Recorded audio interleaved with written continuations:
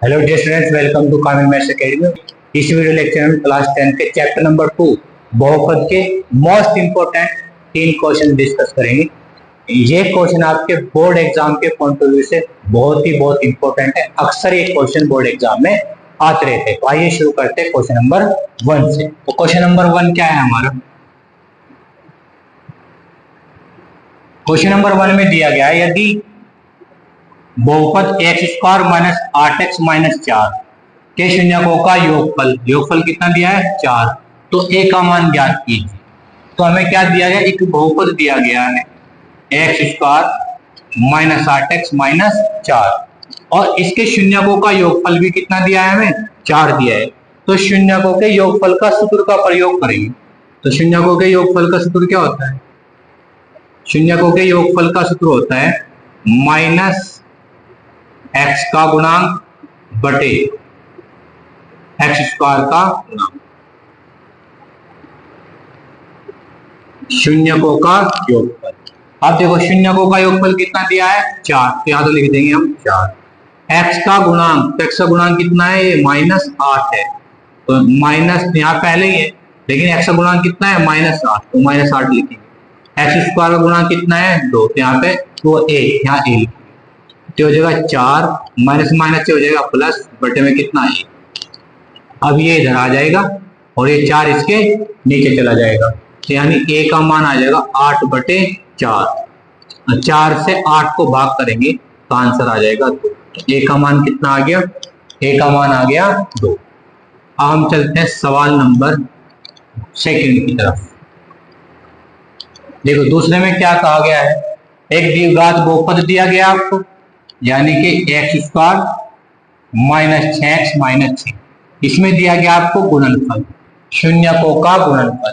तो शून्यकों के गुणनफल का सूत्र लगाएंगे। तो शून्यकों का गुणनफल का सूत्र क्या होता है? शून्यकों का गुणनफल, तो द्विघात बहुपद के शून्यकों के गुणनफल का सूत्र होता है प्यारे बच्चों, अचर पद बटे में होता है एक्स स्क्वायर का गुणांक। ठीक। अब यहाँ पे मान रखो शून्यकों का गुणनफल कितना दिया है? 6 दिया। यहाँ पे लिखेंगे 6। अचर पद कितना है? -6। यहाँ लिख देंगे -6। एक्स स्क्वायर का गुणांक कितना है? ए। यहाँ पे लिख देंगे।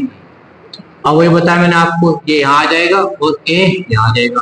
ए बराबर आ जाएगा -6 बटे 6। 6 कम 6 तो आ गया -1। यहाँ पे ए का मान कितना आ गया? -1 आ गया। तो ये दोनों बातें आपको समझ में आ गई होंगी, यानी दोनों क्वेश्चन आपको अच्छी से समझ में आ गए। अब हम बात करते हैं क्वेश्चन नंबर 3। सवाल नंबर 3। तीसरे में क्या कहा गया है? द्विघात बहुपद के शून्य ज्ञात कीजिए। तो सबसे पहले तो हमें शून्य ज्ञात करने इसके। इन्होंने कहा कि शून्यकों और गुणांकों के बीच में संबंध के सत्यता की जांच कीजिए। वेरी इंपोर्टेंट क्वेश्चन है प्यारे बच्चों, 4 नंबर में पूछा जाता है। कितने नंबर में? 4 नंबर में ये सवाल आता है, तो बहुत ही ध्यान से समझे। तो इसमें क्या आ जाएगा? दिया है, सबसे पहले आप लिखना दिया है। क्या दिया आपको? 6x square minus 3 minus 7x। पहले इसको ठीक करेंगे, ये वाला बीच में आएगा, ये वाला बाद। 6x square minus 7x minus 3, ये हमें दिया है द्विघात बहुपद। क्या ज्ञात करने? शून्य। तो किसी भी बहुपद के शून्य ज्ञात करने के लिए हमें उसके इसके बराबर रखते हैं, 0 के बराबर रखते हैं। तो पहले हमें क्या लिखेंगे? यहाँ हम यहाँ लिख देंगे शून्य ज्ञात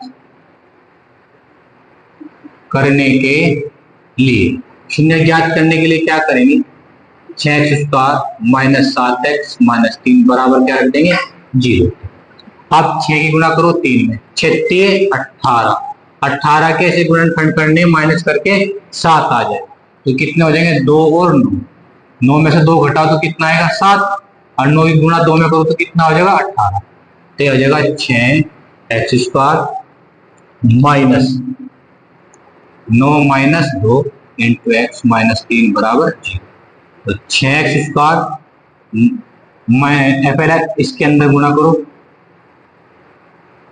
x के अंदर गुणा करो 9x माइनस 2x माइनस 3 बराबर 0।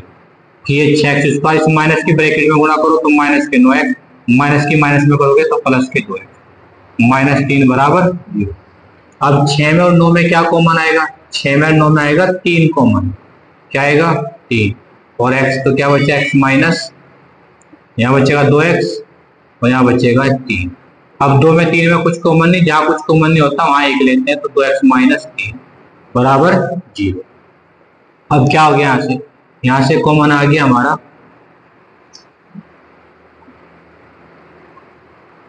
यहाँ से कॉमन आ जाएगा 2x माइनस 3 और बच गया आपके पास 3x प्लस 1 बराबर किसके? 0 के। क्योंकि दोनों 0 के बराबर है, तो 2x माइनस 3 बराबर 0। 2x बराबर 3, ये गुणा में कहा जाएगा भाग, x बराबर आ गया 3/2। एक तो आ गया शून्य की, अब दूसरे शून्य की बात करते हैं। 3x प्लस 1 बराबर 0, 3x बराबर -1, ये प्लस का जाएगा माइनस का, अब ये 3 गुणा में कहा जाएगा भाग, तो यहाँ से x का मान कितना आ जाएगा? -1/3। तो 2 मान आ गए, एक मान आ गया x का 3/2, एक मान आ गया -1/3। तो ये तो निकल गया हमारे शून्य। हमने क्या ज्ञात कर लिए? शून्य ज्ञात कर ली। और अब हमें क्या करनी? संबंध के सत्यता की जांच।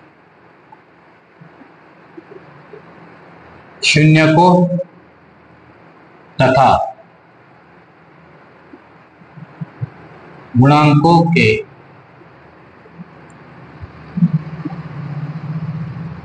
संबंध की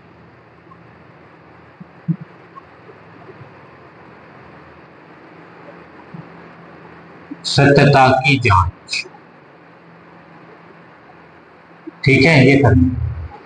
क्या करेंगे? पहले की यहाँ शून्यकों का योगफल क्या होता है? -x का गुणांक बटे x² का गुणांक। शून्यकों का योग, तो शून्य कौन कौन आए? इनको जोड़ लेंगे हम। तो शून्य का आया 3/2 प्लस -1/3। x का गुणांक कितना है यहाँ पे? -7 है, तो माइनस यहाँ और -7। फिर x² का गुणांक देखो, x² का गुणांक कितना है? 6, यहाँ पे आ जाएगा नीचे 6, ये हो जाएगा 3/2 plus minus -1/3, minus minus plus 7/6। अब गुणा करो, 3 तिया 9, 2 एका 2, बटे में कितना? 3 दूनी 6, तो 7/6 आ गया। 9 में से 2 घटाएंगे तो 7 आ जाएगा बटे 6 बराबर 7/6। तो ये संबंध की क्या होगी? जांच।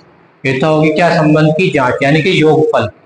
अब कौन बच गया हमारे पास? गुणनफल। कौन बचा? गुणनफल।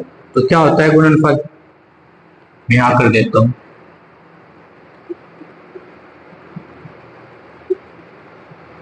शून्यकों का गुणनफल बराबर होता है अचर पद बटे x² का गुणांक। अब देखो शून्यकों का गुणनफल, शून्य कौन कौन आया? 3/2 गुणा -1/3। अचर पद कितना आया? -3 है। x² का गुणांक कितना है? 6, तो बटे में 6 आ गया। अब देखो यहाँ 3 से 3 कट गया, क्या बचा ऊपर? -1, नीचे क्या बच गया? 2। यहाँ 3 कम 3, 3 दूनी 6, तो -1/2। तो ये शून्यकों के गुणनफल की भी क्या हो गई? जांच। तो इसको बोलते हैं शून्य और गुणांकों के बीच संबंध के सत्यता की जांच करनी, यानी दोनों बराबर आने चाहिए। तो योगफल भी बराबर आ गया और शून्यकों का गुणनफल भी बराबर आ गया। तो मैं उम्मीद करता हूँ आपको तीनों प्रश्न बहुत ही अच्छी तरीके से समझ में आएंगे। तीनों क्वेश्चन और बोर्ड एग्जाम के पॉइंट ऑफ व्यू से बहुत इंपॉर्टेंट है, आप इनको अच्छे से तैयार करें। ठीक है, तो आप बताएं, आप कमेंट करके बताएं आपको वीडियो कैसी लगी। ठीक है, आप खुद ने इस वीडियो से क्या सीखा, कितना सीखा, ठीक, ये आप जरूर बताएं। तो thank you for watching this video. मिलते हैं फिर कल के नेक्स्ट लेक्चर में।